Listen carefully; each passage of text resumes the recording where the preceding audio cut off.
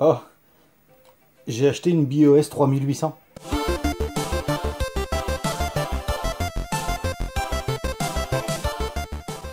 Bonjour à tous et bienvenue dans cette nouvelle vidéo. Aujourd'hui, on va attaquer une BIOS 3800. Alors, je l'ai trouvé par hasard sur le bon coin parce que je connaissais pas du tout cette machine. Apparemment, c'est sorti plus ou moins en 2003. Elle fait suite à une première console qui est sortie l'année passée, la BIOS 2800, je crois. C'est des consoles tout en un, il est censé y avoir 1800 jeux dessus. Bon, on va dire qu'il y a 5 ou 6 jeux, j'ai pas encore fait le tour, avec différents niveaux de difficulté. Du coup, en fait, ils ont multiplié le nombre de jeux par le nombre de difficultés, ce qui amène à 1800, mais on en est très loin. C'est une console couleur qui fonctionne en composite. L'intérêt des manettes, elles ressemblent beaucoup à la N64, mais elles ont un phaser intégré. Alors ça, c'est plutôt pas mal parce qu'il y a pas mal de jeux qui ressemblent à Duck Hunt. Donc c'est une assez bonne innovation. Pour avoir essayé, c'est quand même un peu moins précis que Duck Hunt. Au niveau de l'intérieur, il n'y a rien. Il y a vraiment rien. Je ne sais même pas comment ça peut fonctionner. Et il n'y a vraiment pas d'électronique. C'est vraiment extrêmement simple. On a un port cartouche qui permet de rajouter des jeux. Alors une cartouche contient 5 jeux, j'en ai une qu'il faut que je restaure parce qu'elle ne fonctionne pas, elle est cassée. Et le point vraiment intéressant, c'est qu'apparemment on peut mettre des jeux NES à l'intérieur. Ce serait ce qu'on appelle une Famiclone, donc une clone de la Famicom, et on peut insérer des jeux Famicom donc à l'intérieur. Est-ce que c'est des jeux Famicom ou Super Nintendo, pardon, Nintendo NES? Je ne sais pas. Il va falloir que je voie avec quelqu'un pour me prêter un jeu pour pouvoir tester. Mais on va commencer par la remettre en état. À l'intérieur, on peut voir qu'il y a des traces de colle qui a très mal vieilli. Ça a plus de 25 ans, hein. Ça n'a pas encore 25 ans, on va dire 20 ans. Donc la colle a plutôt mal vieilli. Les condensateurs, je dirais qu'au bout de 20 ans, on peut dire qu'ils peuvent commencer à être un peu usés. On va les remplacer, c'est pas pour ce que ça coûte. On va nettoyer les contacts, parce qu'au premier branchement, j'avais une sortie en noir et blanc. Et en la réessayant, comme vous l'avez vu en intro de la vidéo, j'ai de la couleur. Donc c'est les composites qui sont un peu oxydés. On va les nettoyer. Pour les manettes, j'ai pas vu grand chose à faire, elles ont l'air en assez bon état. Et beaucoup de gens ont reproché à cette console de ne pas avoir de LED rouge qui s'allument parce qu'elle ressemble à une tête d'alien et ça aurait été marrant d'avoir des yeux qui s'allument. Ce serait faisable à condition de la monter sur secteur. On va déjà la restaurer et on verra ce qu'on en fait après. Allez, c'est parti. Bien, commençons par la cartouche. Ça, c'est pas le bruit d'un truc qui fonctionne. C'est minuscule. On dirait une barrette de RAM EDO.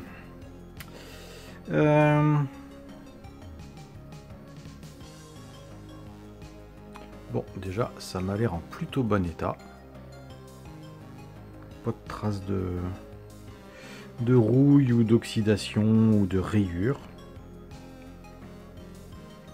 Juste un picot cassé ici. Qui vient s'emboîter là. Et là pour la première réparation, ça va être relativement simple. Je vais recoller le picot ici. Et je pense qu'on va noyer ça dans la colle chaude. Mais avant, hop, hop.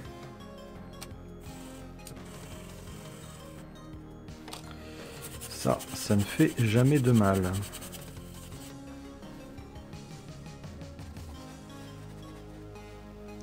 Quand même des belles grosses traces de saleté, donc ça ne lui fera pas de mal. Surtout que je sais pas dans quel endroit elle a traîné. Ensuite, une petite pointe de colle. On va le remettre comme c'était. Je pense que si on le maintient bien à plat comme ça, et je vais faire chauffer le pistolet à colle chaude pour être sûr que ça bouge pas, mais là ça semble plutôt pas mal.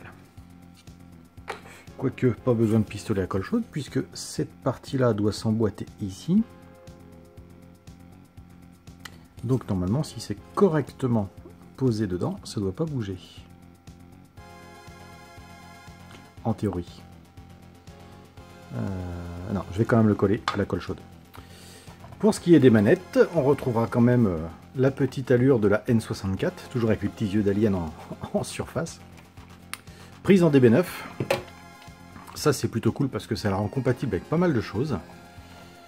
Malgré le côté très chinois, je trouve que ça fait pas mauvaise qualité. D'ailleurs, elles ont plutôt bien vieilli dans le temps, après 20 ans quand même. C'est pas si mal. Les contacts sont bons. On va dire c'est correct. Voilà, et puis le côté pistolet avec le laser, comme le pistolet de Duck Hunt. Comment il s'appelait ce pistolet? J'ai oublié, bon vous me le direz dans les commentaires. Mais les deux sont en bon état, un petit peu sale, mais rien de méchant. Donc pour le côté manette, eh bien on testera ça en jeu, mais j'ai plutôt confiance.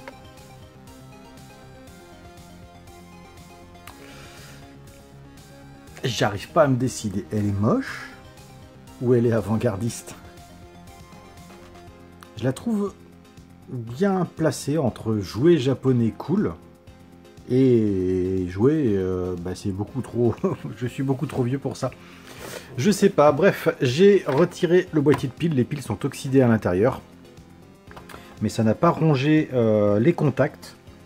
Un peu de vinaigre blanc va résoudre le problème. Par contre, c'est extrêmement léger.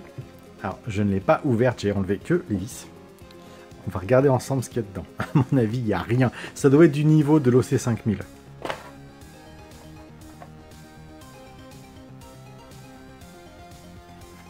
Ah ouais, il y a peut-être même encore moins que l'OC5000. Comment ça peut être un clone? Il y a si peu d'électronique que ça dans une NES. Bon, admettons. Donc, qu'est-ce qu'on a? Ici, on a la sortie. Un transistor, un condo, 2 ou 3 résistances. Il y en a peut-être une autre. Sur la sortie composite, pour stabiliser le signal, pas de souci. Ici, on a le port cartouche, qui apparemment est le même que celui d'une NES. J'ai pas de jeunesse pour tester. Donc, on va voir ça un peu plus tard. Au niveau de la platine de devant, 2 ports DB9, reset, power, un fusible pour l'alimentation, ça c'est très bien. Beaucoup de machines n'ont même pas de fusible pour les sécuriser. Et pour le reste, il n'y a pas grand chose. Et vu qu'on va démonter pour nettoyer, on va commencer. Clac, de toute façon ça c'est oxydé. Faut le nettoyer.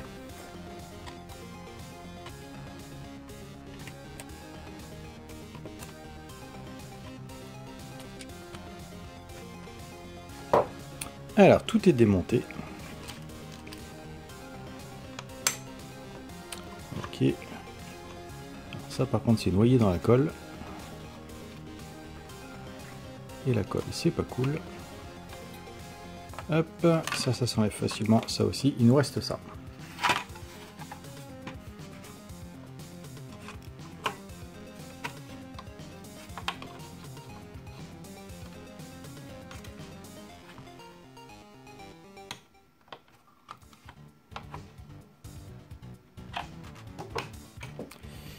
Et malheureusement, c'est plutôt bien collé.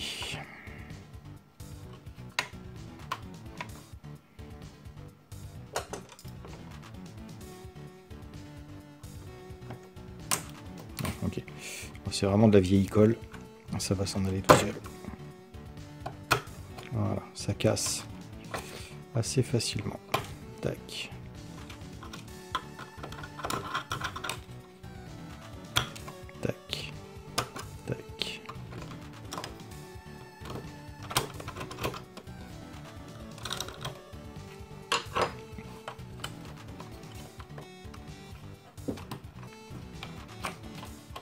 Et voilà. Donc, partie audio, vidéo, il n'y a rien. Il n'y a que dalle. On fera quand même un changement de condensateur pour faire ça propre. Hop, tant qu'à faire. On enlèvera aussi ces restes de colle qui fait plus réellement effet. Elle a complètement séché. On fera ça propre. On mettra des bons condensateurs, peut-être du Panasonic. Je vais voir ce que j'ai, mais on mettra des trucs un peu plus haut de gamme.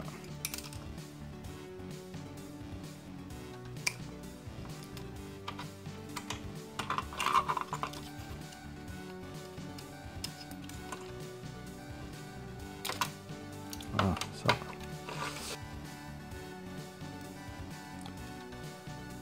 Ça va pas être facile de l'enlever. Ok. L'enlever sans rien abîmer.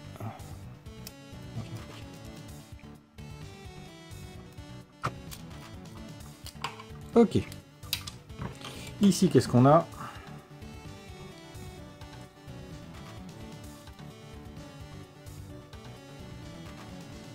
Alors, des condensateurs et des composants marqués F. Est-ce que ce sont des fusibles? Ça me paraît beaucoup quand même.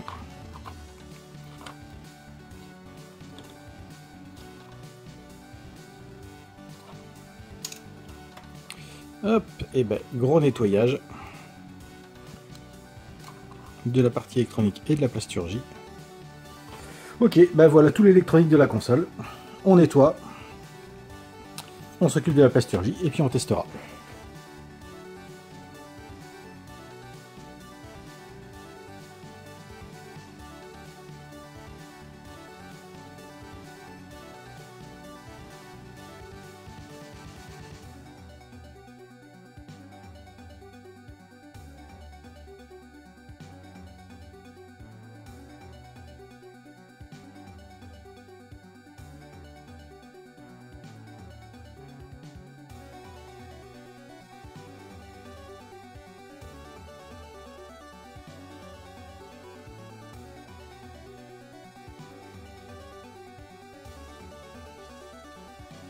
Bon, là on peut voir que c'est légèrement oxydé, mais un bain de vinaigre fera largement l'affaire. Hop, hop, hop, un peu de vinaigre ménagé à 20%.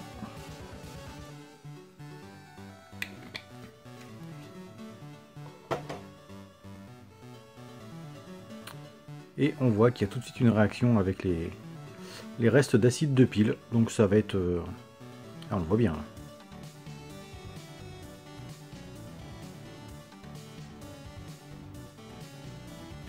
Donc ça marche plutôt bien, je vais laisser un petit quart d'heure comme ça.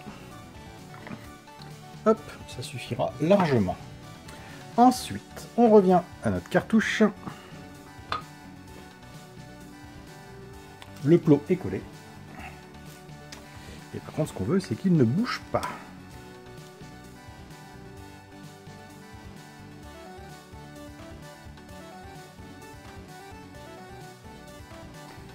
Et par contre, il va falloir enlever le petit plot que j'ai mis là.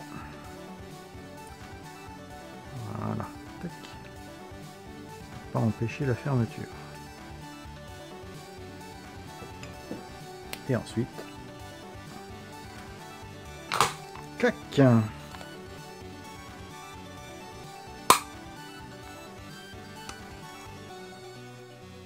C'est pas la plus belle cartouche que j'ai vue de ma vie, mais ça devrait être pas mal. Ok, plus qu'à tester.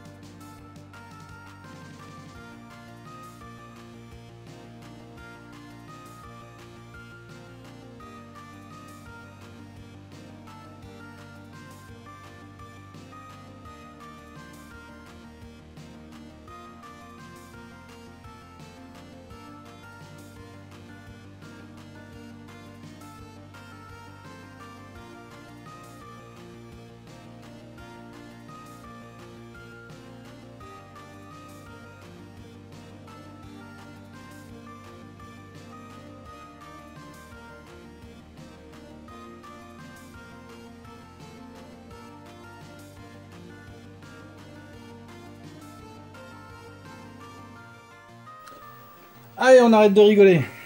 On appuie sur play. Ok, ça marche. Est-ce que l'image est mieux? Bah non. Elle est toujours aussi moche. Ah, c'est pas moche. Mais elle peut mieux faire, je dirais. Il manque quand même pas mal de luminosité.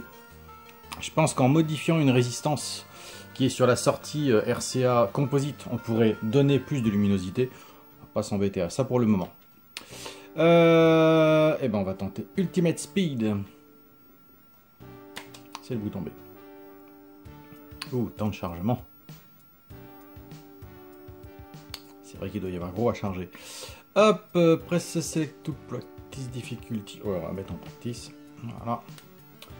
Et on va utiliser une boîte automatique à 3 vitesses. Ouh. Nombre de tours. Allez, on va mettre 2 tours, on est sportif. Ouf.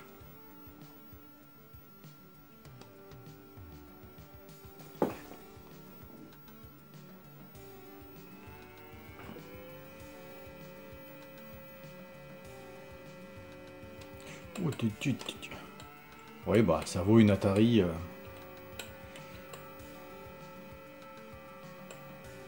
Ça vaut une Atari 6800, je trouve. Je pense que la NES était quand même capable de faire un peu mieux que ça. Faudra voir avec une cartouche NES. En parlant de cartouche, j'ai éteint la console et on va tenter cette fameuse cartouche. C'est dommage, il n'y a plus d'étiquette. Alors l'insertion n'est pas forcément facile. Ok. Donc là on a 7 jeux. Une course de bateau.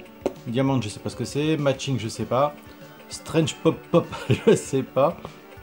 Le seul que j'ai testé c'était Snowfield Shoot. Donc c'est un jeu de shoot à la Duck Hunt. Allez, on va tenter Diamond.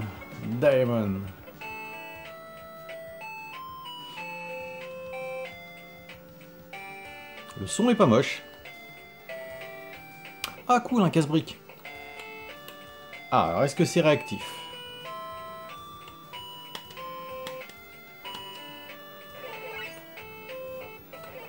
Eh ben, c'est tout à fait jouable.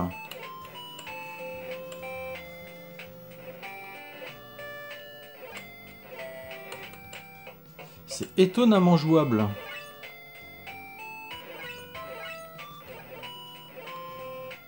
Ce serait plus facile avec une manette et des potentiomètres. Mais très franchement, non, c'est réactif. C'est esthétiquement bizarre, mais c'est réactif. Bon bah que dire? Bah ma foi, c'est une console assez étrange. Bon, comme je le disais en début de vidéo, moi j'en avais jamais entendu parler de cette machine. Alors je suppose que les amateurs connaissent les clones... les Clonicom. Bon, moi je connaissais pas. De prime abord, je dirais que c'est plutôt bien fait. C'est plutôt bien fini.